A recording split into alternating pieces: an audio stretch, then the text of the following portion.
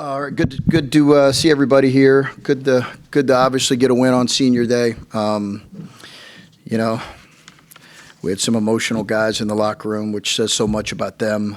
I can't say enough about, the two guys that are healthy and that play, Troy and Isaiah. Obviously Skogman. But just speak to Troy and Isaiah right now. They're two guys that I just said we would roll with them at any time, any place, anywhere. They're two guys that are absolute warriors. They care about winning. It matters to them. They care about what this program was representing in their first year. It mattered to them, and not everybody in their position might have handled themselves the way they handled it when we went through a losing streak. And they're tough guys. They're competitive guys. We love them as a coaching staff. We love them to death. And I just think they represented themselves so well. And they got a home here. They got a home here at DePaul. I just love Troy and Isaiah. And, obviously Skogman had a very impactful start as well. I really appreciate those three guys that are out of eligibility. Our staff really appreciates them. I wanted to open with that. As far as the game, listen, it's one of my really close friends on the coaching sideline. I know he's one of the best coaches in the country. I really believe that. You see what he's been able to do, and you see what Ed's done in year 2 at Georgetown. They have injuries as well. We're not the only ones with injuries. They have injuries as well. He's a phenomenal coach, and I just know what Wednesday's going to be like. But it's going to be an absolute battle. But we'll enjoy this one tonight and appreciate the fact that we were able to win on Senior Day. And then the last thing I would like to say is just a huge thanks to our fans. Largest. Best attendance since before the pandemic, second largest increase in the Big East. And, just like I talked about our seniors or our guys out of eligibility, they could have kind of left too. And our fans stuck in there, stayed in there, and stayed with us. And, they're a part of this. They're part of this. Like that place got loud in there today. It got really loud. And, it's just, I just love how hungry this fan base is for us to continue to grow. We're going to work really hard to make it happen. We know it's not going to happen overnight, but our fans deserve a hell of a lot of credit for this year. So, questions? Chris, in terms of playing Georgetown a third time and the rare thing when it's back-to-back, how do you go about scouting this game specifically, because you may not necessarily want to show all your cards with the high likelihood you have to play them again in a couple days? It's a good question, and something we put thought in. For us, it was about playing well today. Just think, as we looked at it, Nick, I understand not showing, but for us not to put all of our efforts into today on Senior Day, I just didn't feel like that was, and I'm not saying you're saying not to do that, but all of our focus and intent was on winning this game. And very rare when you have this kind of a quick turnaround, same team, last game, it's rare. It'll be very unique. I'm sure, did we show absolutely everything? I mean, we showed as much as we could to win the game. I'm sure Ed probably felt the same way, but there might be something that he, is holding back. I'm not sure, but we know what Wednesday will be. But our focus was really on playing well in this game for our fans and for our seniors. Start with the NJ here. Any chance you might get him for Wednesday's game? Yeah, it's a chance. It's a chance. So you're telling me there's a chance? There's a chance. And then with Layden, just how have you kind of seen his ball handling abilities and leading the offense since Connor has gone down? Yeah, it's been, I think Dave said this on the radio broadcast. I think it took us a minute to find our way offensively once you lose someone who handled the ball as much as Connor handled it for us. It really took us a minute to just get back into a flow. Today, we were phenomenal offensively. We were really good in the second half. against Providence offense. I mean, really good. 8 threes and highly efficient. And so, I think the last Brian Mullins might have said the last 5 games, our OERs, we've hit our target pretty clearly on our offensive efficiency. We've really played well here offensively. Our defense has to get better and our rebounding has to get better, which we preach. But Layden's done an excellent job at growing into that position. 2 straight wins here to end the regular season. Just how much confidence among the players you got going into the tournament? No, I think that's a real thing. I think that you want to be playing well late. We said, hey, one of our goals this year when they said goals, I said, hey, I'd like for us to be able to say we're playing well late. And that's clearly demonstrated here. So we I think, hit that goal. Now we need to play well in New York, but it's not real hard. It is hard, again, because we're playing a good team and a really well-coached team, but it's just you got to figure out what's allowed us to play well, and we need to try to duplicate that. Chris, when you take a look at what this season is, your final game in this building, did this season go, the regular season, go where you envisioned it when you took the job last March?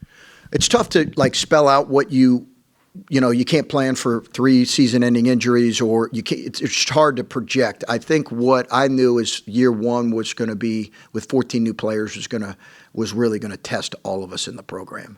And how we were going to respond was going to be important, and I really am pleased with how we've responded. That's what I will say. But the draw up, did I sit in my office and say, okay, we're going to win this one and lose this one and win this one, and we're going to total up the win? I'm not saying you're asking that.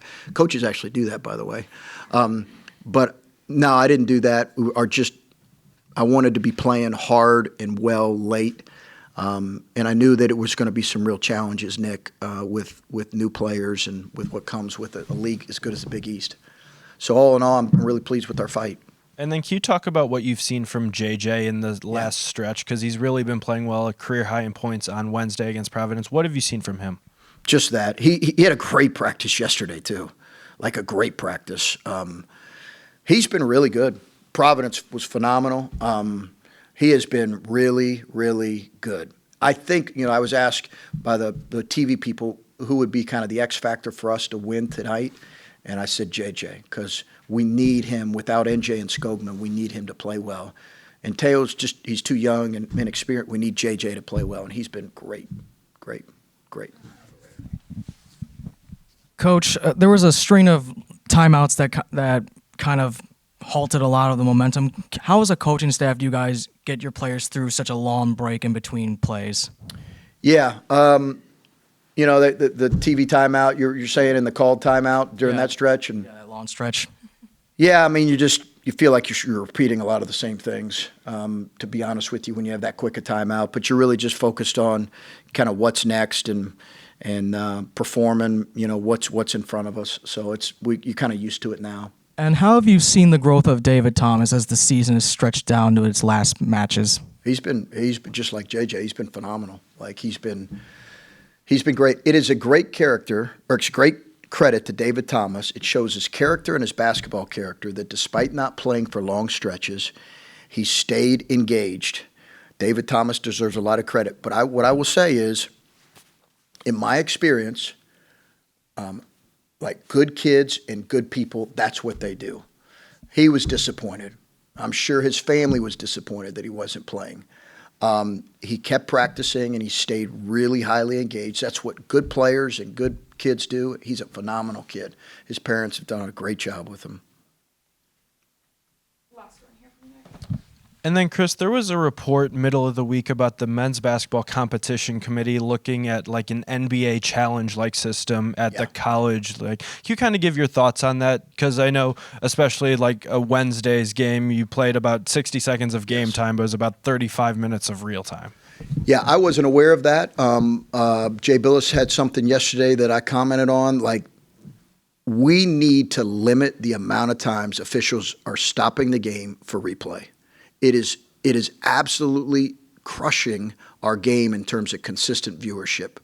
People get tired of watching the officials constantly go over and stop the game. The game needs to move faster. We need to eliminate all of the stoppages of play. The officials are doing what they're told to do by their bosses. It's not the officials' fault. We need to change the rule. We need to limit how many times. Listen, if I lose a possession because I've run out of challenges, so be it. That's the way it was 20 years ago. We need to create a better viewing experience, streamline it. I hope they make that change eventually. I'm confident that the Rules Committee will. Isaiah, senior day, last home game, kind of what was going through your head tonight? It's been a long journey this season. It came and went by fast, but in my head, I just wanted to leave the fans with what to come. I know the program is in good hands with Coach Holtmann, and I really just wanted to end it on a high note at home. JJ, back-to-back strong performances from the team, putting together a Big East winning streak. What does that do for the momentum for this team heading to New York for the Big East tournament? I think it just makes it keep growing. We're playing with a lot of confidence right now, and we're just playing together. Just whatever we can do to help each other out, and then just continue to play tough. Because a lot of teams are probably going to be bigger since we're missing a lot of guys, but we just got to continue to play tough and just stay together, and we'll be fine. Isaiah, what's the biggest thing that you take away from this season? I know it's not over yet, but what's the biggest thing that you take away so far? I say my biggest takeaway is no matter what's going on in life, you can win, you can lose, you have good days, bad days. You got to come with the same mindset no matter what. You show up and go to work every single day with the same mindset. JJ, what was it like playing here today? The vibe from the crowd and everything. It was electric. I heard the crowd doing a few defense chants, and that was getting us going. And yeah, it was definitely a good energy in there. I felt it. And for both of you, just what has it been like on this team, playing with one another and just getting to know each other throughout the year? Man, we all came in here, didn't know anyone. A few people knew each other from just being around the Midwest, but the bonds that we've grown, and it's going to be my brothers forever. Yeah, I have to agree. We came all new guys. I didn't know none of the guys, and we bonded quick throughout the summer and just continued to get closer and closer through practice, video games, whatever. Like he said, these are my brothers.